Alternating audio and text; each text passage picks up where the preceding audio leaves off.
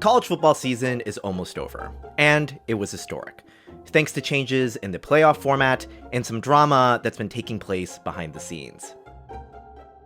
During the past couple of years, a bunch of schools switched conferences. A conference is a group of schools that agree to play against each other every year, and they split money that media companies pay them to broadcast their games. There are a bunch of conferences, but there are 5, or used to be 5, now it's 4, we'll get more into that later, that pretty much every school with a sports team wants to get into. They're the most prestigious and make the most money. They're known as the Power Four, and they consist of the ACC, Big Ten, Big 12, and SEC.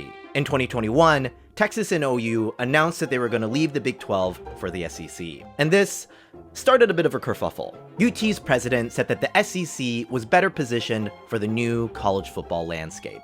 We recognize that we must be willing to make changes with our eyes on the future.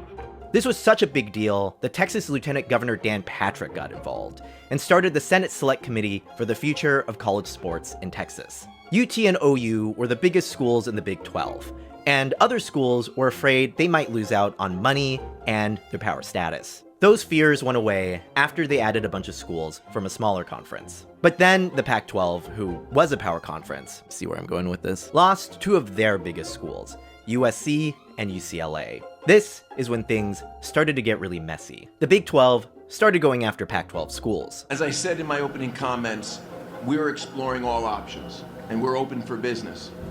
I think it's fair to say I've received a lot of phone calls, a lot of interest. I've been spending 4 weeks trying to defend against grenades that have been lobbed in from every corner of the Big 12.